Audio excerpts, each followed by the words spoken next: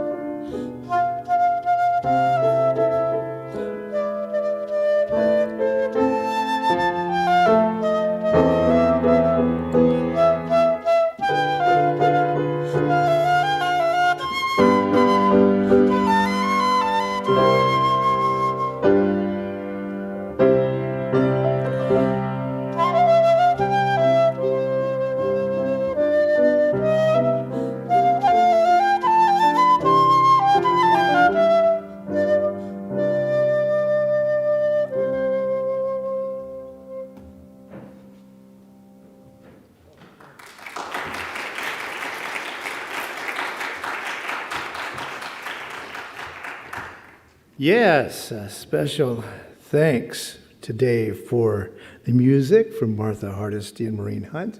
Thanks a whole lot for volunteering and coming on in and doing some great music today.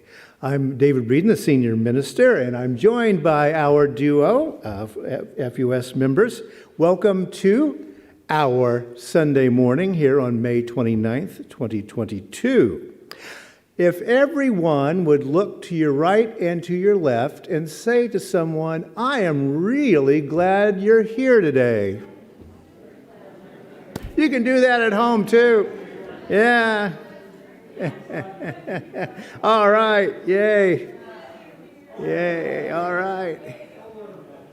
Yes, so glad everybody is here today, either here in the building or online, and thanks to our technicians so that we do indeed have a larger presence online. If you are online today, we have 598 subscribers to our FUS YouTube channel.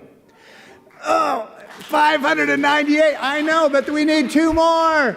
So if you haven't subscribed, we would love to hit that 600 mark. First Unitarian Society is a member congregation of the Unitarian Universalist Association of Congregations. We are an intentionally and radically inclusive congregational humanist community dedicated to fostering a free search for knowledge and meaning, and we strive for justice. We serve one another, the Twin Cities, and the world beyond. Our theme for the month of May has been Nurturing Beauty, and today I will be talking about nurturing beauty even while we exist through these fairly difficult times, and maybe even take a nap. Coming up, and yes, we actually have things coming up now. So things are changing out there. So next Saturday, Humanism and Stoicism, Relevant Philosophies for Modern Thinkers. That is on Saturday, June the 4th, 3 to 5:30 p.m. right here at FUS. It will be online at our traditional firstunitarian.org/live format if you want to watch it online.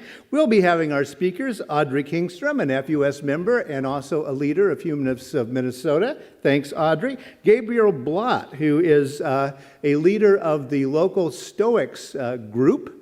There's a fairly large group online, and he'll be talking about Old Stoicism and Neo-Stoicism, and I will be moderating that. Join on in. We will have snacks and beverages afterward, and that is co-sponsored by Humanists Minnesota and FUS. Also, join us here at First Unitarian Society for a screening of Bob's Choice. Bob's Choice. That's coming up. It's an independent documentary. It is on Flag Day, June 14th, so you too can remember, and even I can remember, maybe. It's an independent documentary featuring Bob Fuller, an LGBTQ activist and founding member of the Seattle Men's Chorus with terminal cancer, who opted to use Washington's Death with Dignity law.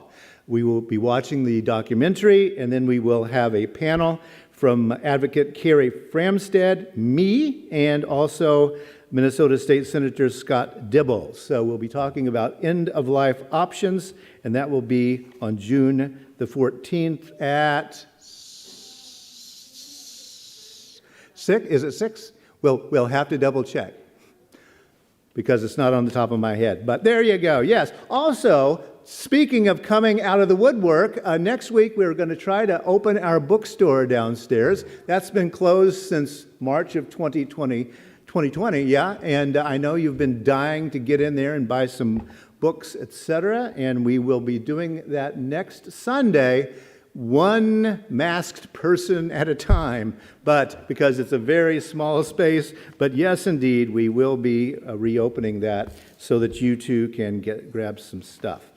After assembly today, if you're here in the building, join us for refreshments downstairs in the lower assembly hall. And also stop by the Active Voices table. They've got stuff. Oh, not today. Not today. Next week. Because you were too busy this morning doing other things. Yes. But yes. And we'll be hearing about You the Vote next week. So yes, there we go. If you're joining us online today, be sure to hop on the Zoom coffee hour. The link is in the chat, but if you can't find it, just email me, minister@firstunitarian.org.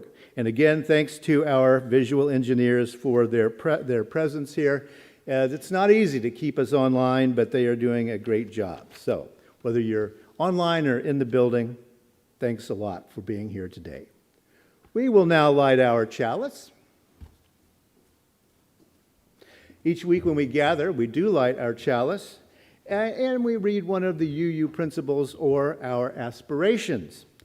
Today, aspiration 1, live joyfully and ethically in loving, reverent relationship with humanity and nature. Now, Maureen and Martha, Number take it away. 354, we laugh, we cry. And every verse is meaningful to our community. So we're going to sing the whole thing. Stand as you are able.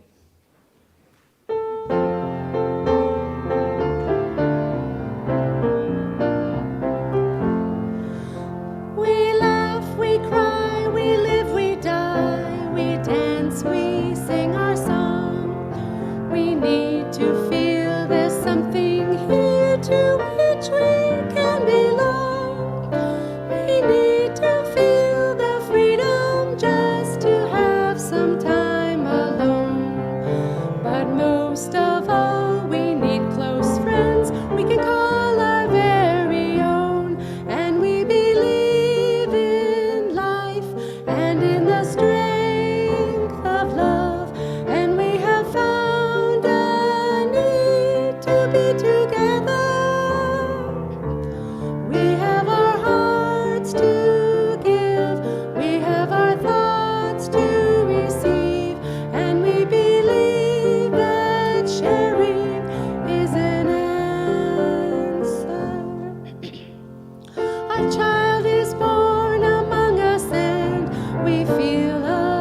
special glow.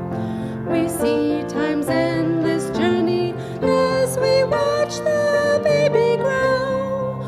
We thrill to hear imagination freely running wild.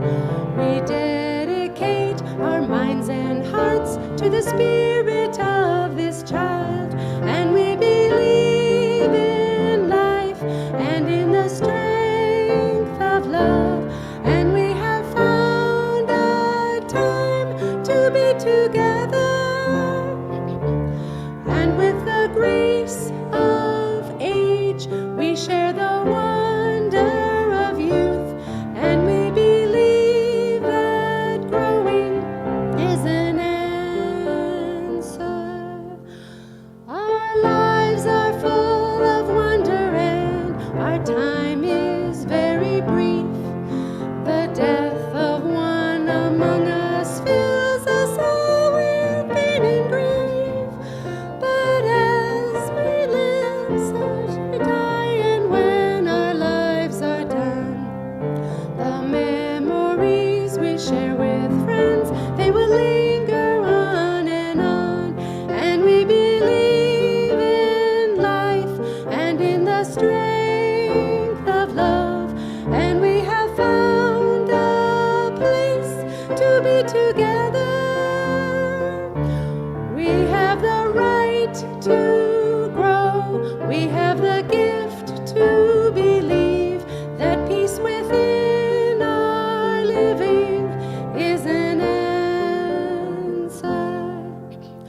We seek elusive answers to the questions of this life. We seek to put an end to all the waste of human strife. We search for truth, equality, and blessed peace of mind. And then we come together here to make sense of what we find. And we believe in life and in the strength of love. And we have found a joy being together. And in our search for peace, maybe we'll finally see, even to question truly is an answer. If you will remain standing, please, and repeat with me our Congregational Covenant. Love is the spirit of this place, and service its law. This is our great covenant, to dwell together in peace, to seek the truth in love, and to help one another. Thanks so much, and be seated. Well, no doubt you've noticed that restaurants and churches, it seems, are about 1/3 full these days. My wife and I, we keep making reservations thinking it's going to be busy at some restaurant, but it never is.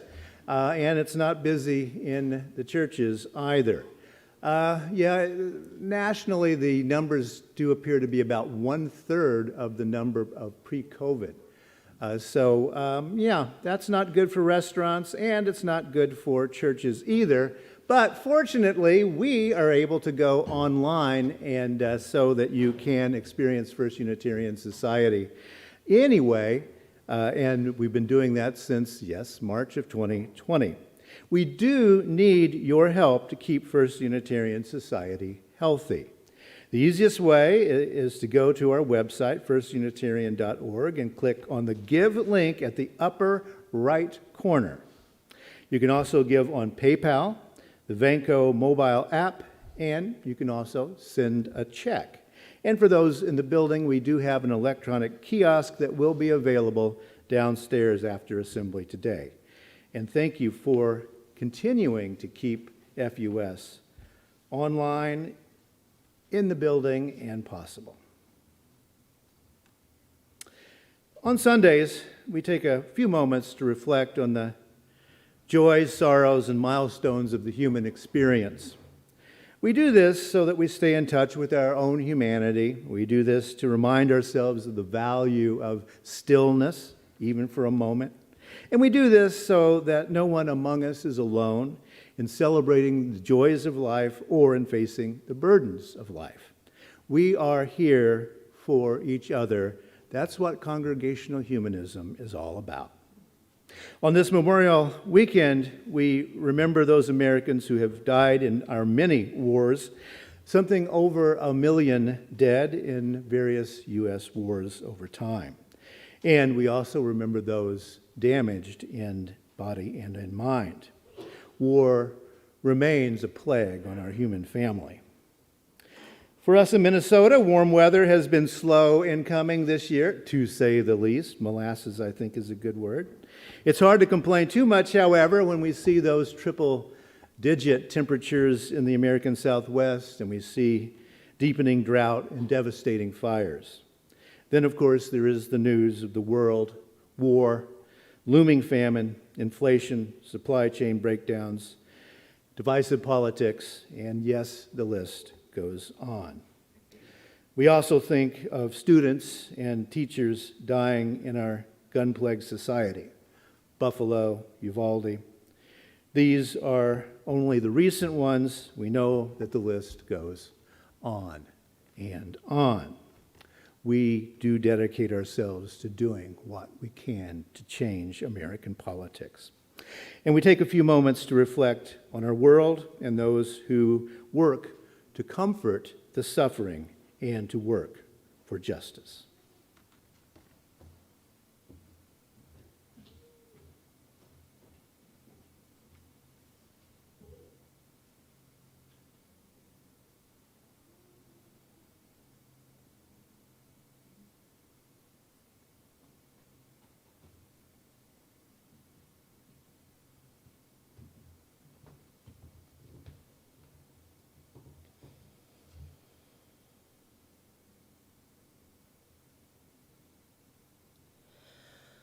When I breathe in, I'll breathe in peace. When I breathe out, I'll breathe out love. When I breathe in, I'll breathe in peace. When I breathe out, I'll breathe out love.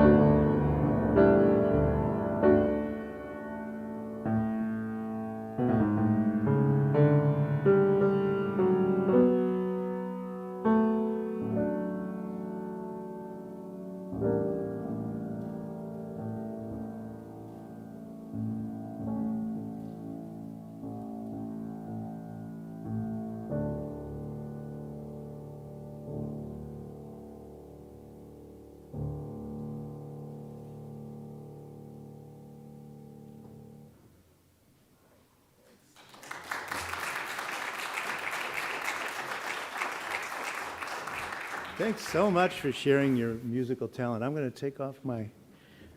It's humid in here today. Oh, my. A couple of readings for you this morning.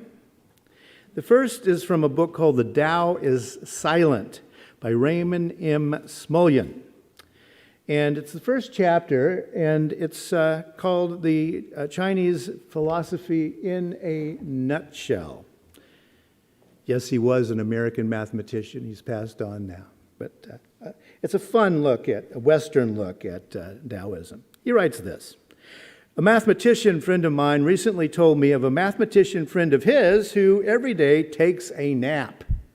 Now, I never take naps, but I often fall asleep while reading, which is very different from deliberately taking a nap. I am far more like my dogs Peekaboo, Pikachu, and Trixie than like my mathematician friend once removed. These dogs never take naps, they merely fall asleep. They fall asleep wherever and whenever they choose, which incidentally is most of the time. Thus, these dogs are true sages. I think this is all that Chinese philosophy is really about. The rest is mere elaboration. If you can learn to fall asleep without taking a nap, then you too will become a sage. But if you can't, you will find it not as easy as you might think. It takes discipline, but discipline in the Eastern, not the Western style. Eastern discipline enables you to fall asleep rather than take a nap. Western discipline has you do the reverse. Eastern discipline trains you to allow yourself to sleep when you're sleepy. Western discipline teaches you to force yourself to sleep whether you're sleepy or not. Had I been Lao Tzu, the writer of the Tao Te Ching, I would have added the following maxim, which I think is the quintessence of Taoist philosophy. The sage falls asleep not because he ought to, nor even because he wants to, but because he is sleepy. Taoist wisdom. Yes, and I'm going to encourage you to do that, yes. And then a little reading today from SciPost.org. And the title of the article says it all. New study links intrinsic religious motivation to higher level patterns of thought. Quote, new research provides evidence that specific forms of religious motivation are associated with higher level patterns of thought. The findings, which appear in the Journal of the Scientific Study of Religion, yes, there is one, right? You knew it, shed light on the cognitive underpinnings of the relationship between religion and meaning in life. The main takeaway from this study is that people who are motivated to pursue religion or spirituality, or philosophy, I would quickly add, and integrate it fully into their life, while finding it contributing to what they experience, tend to think in more meaningful ways. End quote. A couple of quotes to think about during your holiday. Because, it's that Memorial Day weekend. It's the traditional beginning of summer here in the United States. We know it's here for no other reason than, for the past 2 weeks you've been getting sale ads in the mail, right? And you've been getting barbecue grills and ads for anything that can be barbecued. Since we're going into that season of hammocks and swatting mosquitoes, I thought I would reflect on this idea of naps. Now, I have to quickly say that Dr. Raymond M. Smulyan's take on Taoism is idiosyncratic at best, but I do love his book. He wasn't a scholar of Taoism, but I think in his quirkiness and his mathematical mind, he did get at some important truths about Taoism. It's a truth about chilling out, right? Really chilling out, not merely telling ourselves to chill out, which is different, right? I gotta go to sleep. That's what I want to reflect on today as we enter this most, we'll call it fleeting and ethereal seasons. As Shakespeare pointed out, summer's lease hath all too short a date. And I think if he lived in Minnesota, he would have written Summer's lease is a sublet. What's the number one thing that might disturb your napping this summer? Politics, State of the Union, anything in the news, right? Well, that's why I shared the second reading with you. New research says that cognitive underpinnings of the relationship between religion and the meaning of life. So religion and meaning, putting together what your values are with what you actually do. Yeah, I know, it sounds strange, but most of us don't do that most of the time. I hasten to add that philosophy and meaning works just as well as religion and meaning. Because that it's all about integrating those values, those abstract values that we have, those ethics that kind of float abstractly up here, putting that together with what we actually do. Most of us, of course, would like to think that we think in more meaningful ways sometimes, and the way to do that is to integrate that philosophy or religion or spirituality. It's what anchors you in your concept of virtue. And yeah, that's an old philosophical term, but it's not a bad one. Virtue and living a good life. Integrating that more abstract set of meanings into how you go through the day. Like a proper diet, it is good for you. It says so in signposts, so it must be true.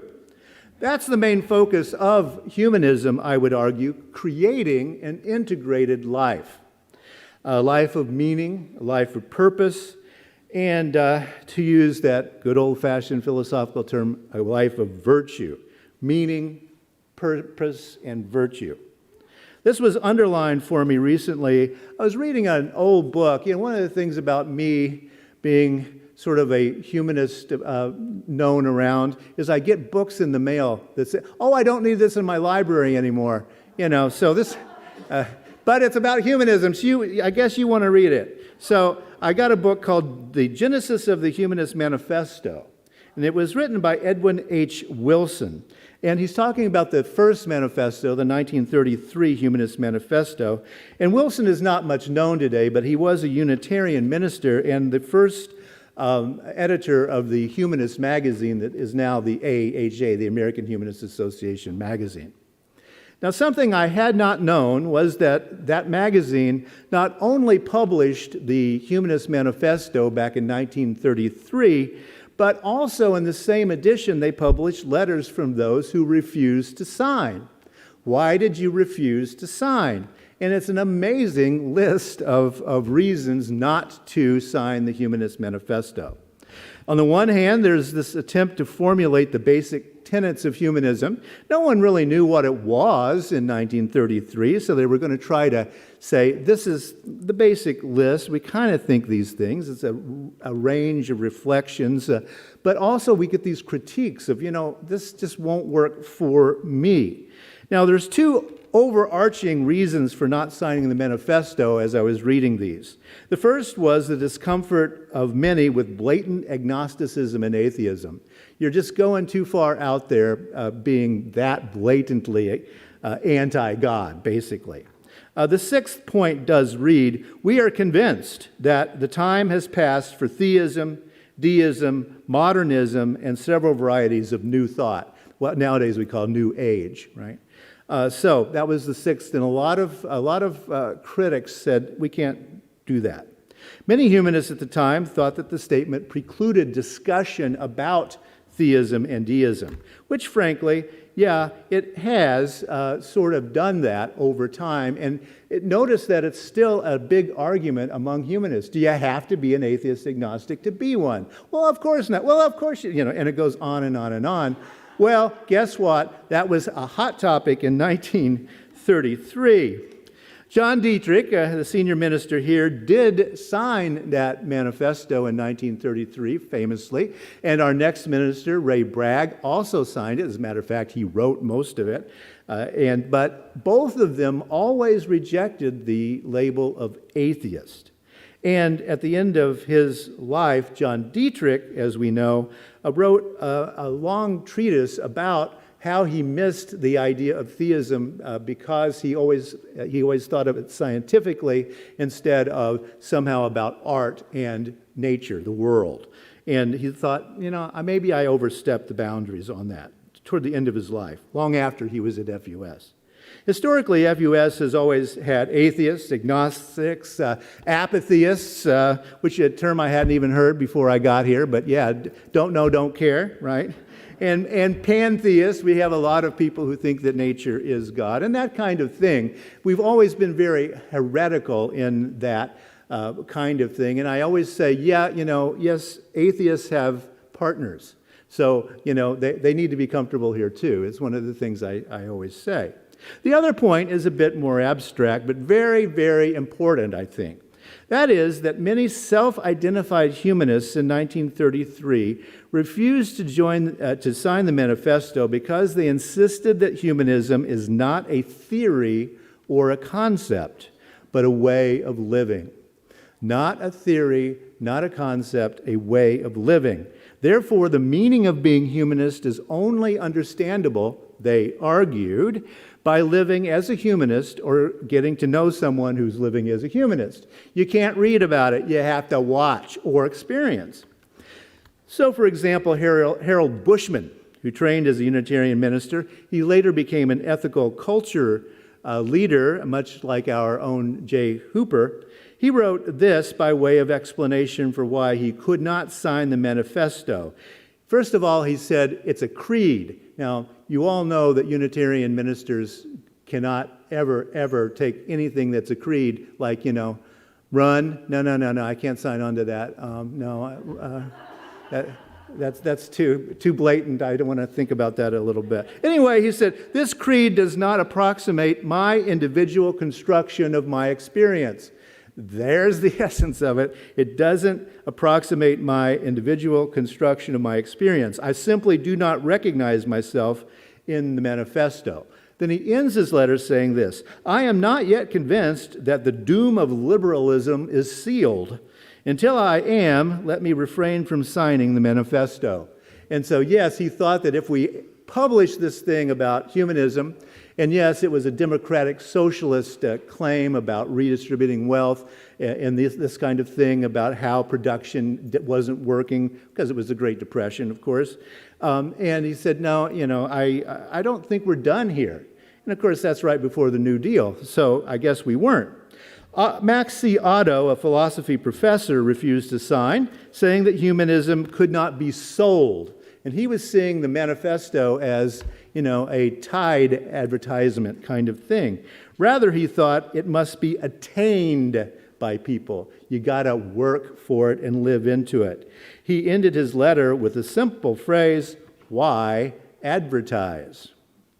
Now, I hasten to add that the 1930s were a time of prejudice here in the U.S., to say the least, even among liberals, and yes, to my knowledge, no women or people of color were asked to sign the manifesto. It stayed within a very narrow band of trained philosophers and theologians and Unitarian ministers. Had they been asked, I suspect that these two general concerns would have been further examined. They have, it's safe to say, been the flies in the ointment of humanism ever since. All you got to do is ask someone who knows something about humanism, and that's what they're going to tell you. Number one, a failure to complexly consider the question of theism, and two, a tendency toward conceptualizing, living in your head, in other words, rather than embodying a humanist life. But there it is, exactly as one of the readings this morning makes clear. The quote, the main takeaway from this study is that people who are motivated to pursue religion or spirituality and integrate it fully into their life while finding it contributing to what they experience tend to think in more meaningful ways. And yeah, I think that's good for you. And that's what I want to try to think about today. Now, let's consider two broad approaches to living a mortal life. As with all simplifications, it is a simplification, but I want to think about this as a way of clarifying my own thinking, and I hope yours as well. New York Times columnist David Brooks, many of you know that I'm a fan of his. because he started out as a Buckley Republican and is now slipping increasingly towards some kind of middle-of-the-road Republican, sort of, something that he says doesn't exist anymore. So it's kind of fun to watch him wrestle with this kind of thing. But last week he wrote an article called How Democrats Can Win the Morality Wars. And now he didn't mean Democrats winning the morality wars, right? Because he doesn't think that's a good idea exactly, but he does say some very good things. He says this, for example, politics is a competition between partial truths. And I think all of us probably ought to write that on the inside of our skulls. Politics is a competition between partial truths. Now, I would say that that's the essence of both true political conservatism, which we don't see much anymore, and true political liberalism, which is also kind of on the ropes these days. Brooks frames up the current U.S. situation as a clash of what he terms moral traditions. One is the progressive moral tradition that values individual freedoms, what Brooks describes as moral freedom ethos, the moral freedom ethos. And the other one that he terms, you are not your own ethos, the you are not your own ethos. Brooks writes this, the fact is the culture wars are not a struggle between the enlightened few and the ignorant and bigoted masses. They are a tension between two legitimate moral traditions. Democrats will never prevail on social issues unless they understand the nature of the struggle. The moral freedom ethos and the you are not your own ethos. Having been born into one of those, I think that Brooks is correct. I was raised in the you are not your own ethos. It's the default mode of poor people in Appalachia and the Ozarks. All my family, in other words. Fact is, I was raised to believe that nothing, and I really mean, people don't understand this often, I really mean nothing is more important than the state of your own soul. Not your family. Jesus says, forget about the family, right? So Jesus says it right? Not family, not a job. Nothing is more important than the state of your soul. You are not your own. All right. Now, not understanding this foundational fact is why many liberals will ask, why do poor people vote against their own self-interest? The answer is actually very simple. They don't think they are. They don't think they are, because the number one item in the self-interest is the state of their souls. Their religion is their number one priority. Going to heaven matters more than American politics. The historical oddity is that in the early 20th century, the charismatic movement spread like wildfire among poor and oppressed people in the Appalachians and the Ozarks, but soon enough spread among the poor and oppressed all around the nation and then all around the world with the Pentecostal, apostolic, charismatic, and evangelical movements. No, they're not all the same, but they all have a common root. And even odder, now that movement has entered into other socioeconomic groups. It was just the poor, and just Southerners, basically, but now it's kind of everywhere. Among my people, anyway, this tradition also adopted the idea of inerrancy in Scripture. The doctrine essentially had to arise in that movement because Scripture is all you got. The ministers are not in any way educated. The congregations are not educated, so what are you going to do? You have one basis, and that is the Bible, and it's right. It's the way you do your church, it's the way you do your life. This is a movement that has no center and no hierarchy, and that's one of the reasons I think it spread so quickly. And so we secular Americans don't always see how this permeates the thinking. The center of their thinking is the Bible, and it's all totally 100% correct. And the hierarchy is not God, Jesus, Pope, or God, Jesus, Minister. It is God, Jesus, you, right? And so it's up to you. Now, among American Protestants, this is today the you are not your own ethos. And it's also entered into Roman Catholicism to some extent. Nowadays we have cafeteria Catholics who are not talking to the Pope, they're talking to God, right? I have been describing my own personal experience here, but a lot of Americans fall into this "you are not your own" category. It's not only the poor and the uneducated like my people. A lot of Americans are convinced that there is a higher power that requires obedience to a list of pieties. And they can list them, believe me. And the fact is that most of those pieties unfortunately embrace conservative social structures, traditional values as we call them nowadays. And when you take a closer look, one of the amazing things about the gods, I've said this before, one of the amazing things about any god is that they always wish for exactly the pre-existing prejudices of the social group who believe in them. I've never, ever, have you heard a person say, "I know God wants me to blank, but I'm going to blank"? No. God wants me to hate, therefore I'm going to hate. Whatever. It's not surprising. One of the oldest functions of human religion has to do with enforcing social norms. It did that for a long time.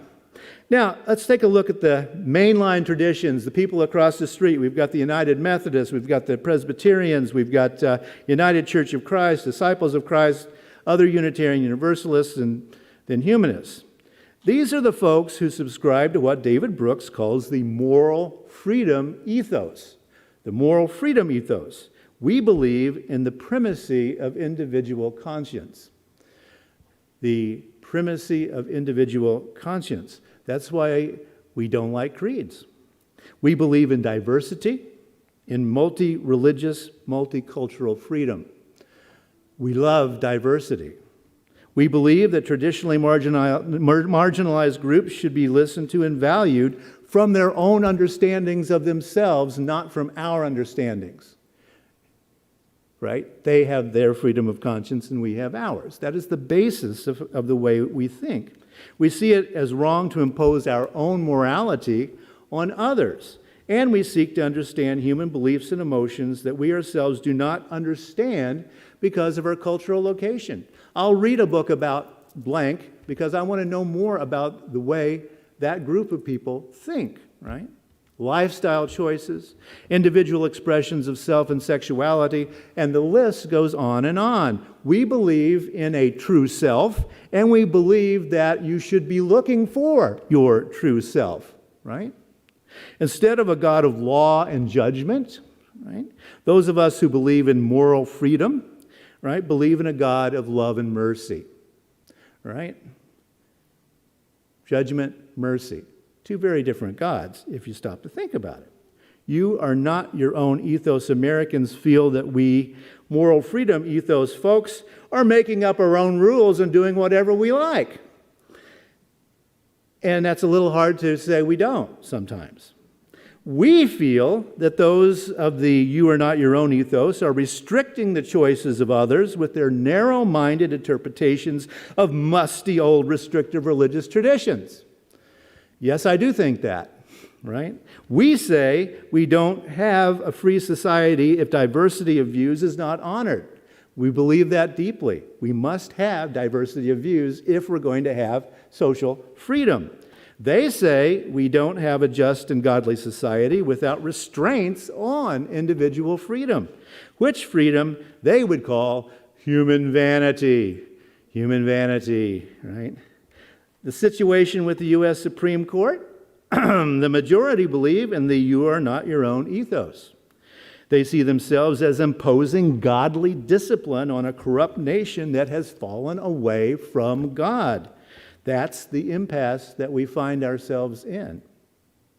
So, how are we going to be sages napping in our hammocks in this short sublet summer when racism, gun violence, a woman's right to choose, and so many other civil liberties must be fought for if we are to live into our principles?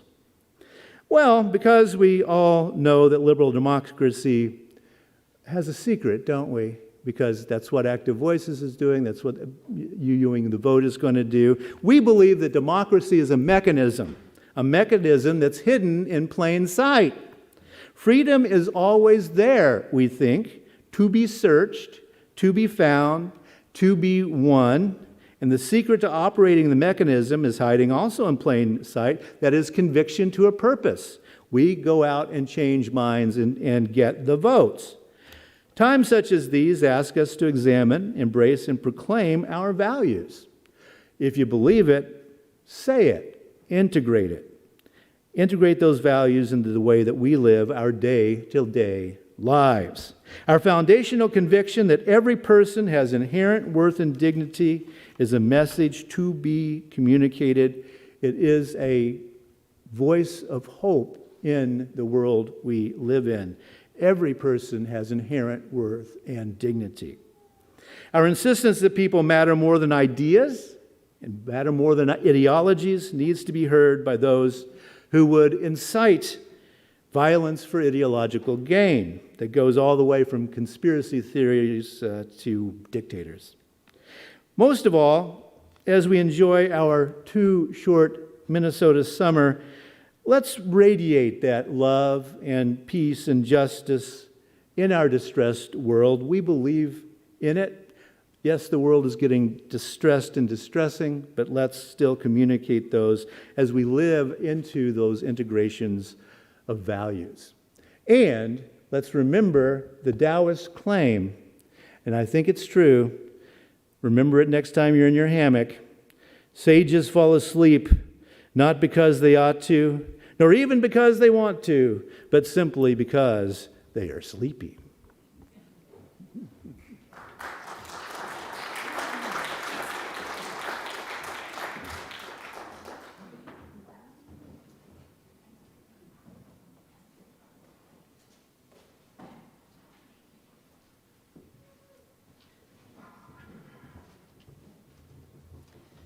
Number 170, we are a gentle, angry people.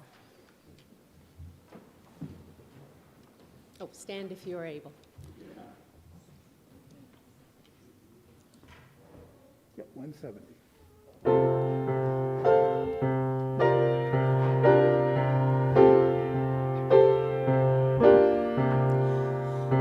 We are a gentle, angry people, and we are singing, singing for our lives. We are a gentle, angry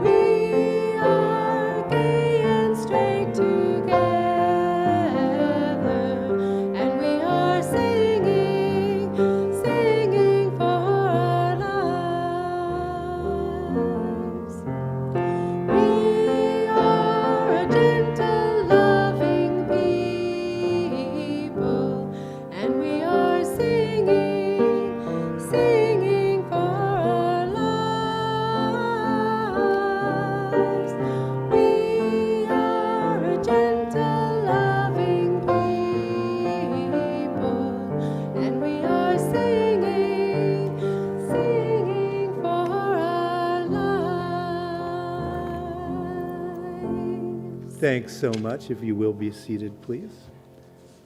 We will extinguish our chalice. We extinguish this flame, but not the light of truth, the warmth of community, or the fire of commitment. All of these we carry in our hearts and in our minds until we are together again.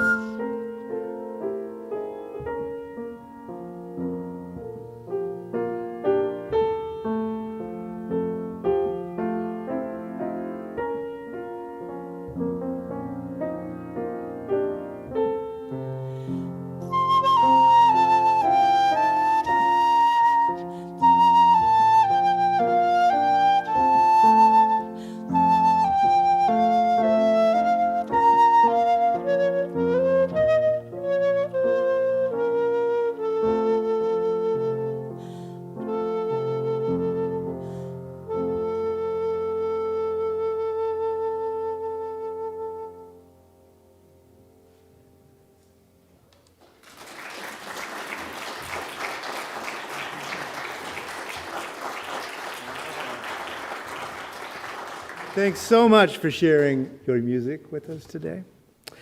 And closing words are from the philosopher Epictetus from a piece called The Art of Living. He says this: caretake this moment, immerse yourself in its particulars. Stop giving yourself needless trouble. It is time to really live. You are not some disinterested bystander. Participate. So may it be.